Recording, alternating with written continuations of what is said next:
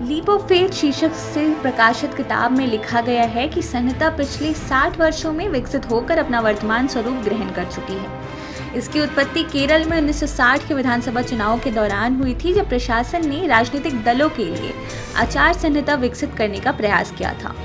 भारत में चुनावों की यात्रा का दस्तावेजीकरण करने के लिए निर्वाचन आयोग ने ये पुस्तक प्रकाशित की थी।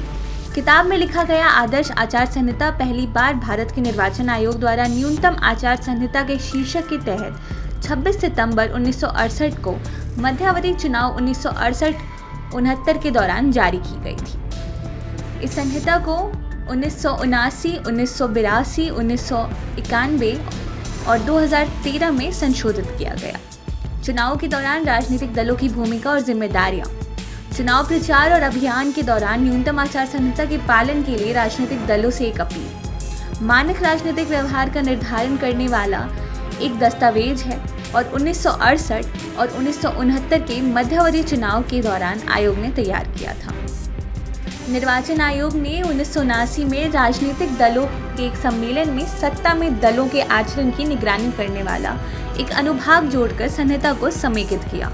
शक्तिशाली राजनीतिक अभिनेताओं को उनकी स्थिति का अनुचित लाभ प्राप्त करने से रोकने के लिए एक व्यापक ढांचे के साथ एक संशोधित संहिता जारी किया गया था। एक संसदीय समिति ने 2013 में सिफारिश की थी कि आदर्श आचार संहिता को वैधानिक जामा पहनाया जाना चाहिए, ताकि ये सुनिश्चित किया जा सके कि निर्वाचन आयोग को अपनी शक्ति का इस्तेमाल करने के लिए कोई रिक्तता नहीं है। समिति ने यह भी सिफारिश की थी कि आदर्श आचार संहिता को चुनाव की अधिसूचना की तारीख से लागू किया जाए, न कि घोषणा की तारीख से। इसे और अधिक यथार्थवादी बनाने के लिए उम्मीदवारों की चुनाव व्यय सीमा में संशोधन। फास्ट ट्रैक अदालतें 12 महीने के भीतर चुनावी विवादों का निपटारा करें और निर्दलीय सांसदों को चुनाव के 6 महीने के भीतर किसी भी राजनीतिक दल में शामिल होने की अनुमति हो। पूर्व मुख्य चुनाव आयुक्त SY कुरैशी अपने कार्यकाल के दौरान आदर्श आचार संहिता को वैधानिक बनाने का जोरदार समर्थन किया। उन्होंने इसका उल्लंघन करने वाले नेताओं के खिलाफ कड़ी कानूनी कार्रवाई का सुझाव भी दिया था।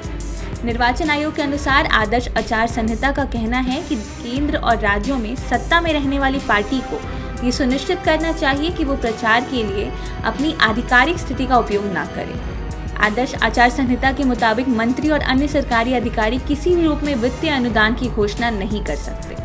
किसी भी परियोजना या योजना की घोषणा नहीं की जा सकती है जिसका प्रभाव सत्ता में पार्टी के पक्ष में मतदाताओं को प्रभावित करने वाला हो, और मंत्री प्रचार उद्देश्यों के लिए आधिकारिक मशीनरी का उपयोग नहीं कर सकते हैं। भारत 18वें लोकसभा के चुनाव के लिए तैयारी कर रहा है, जिसका कार्यक्रम शनिवार को घोषित किया जाएगा। देश में आखिरी आम चुनाव 2019 में हुआ था।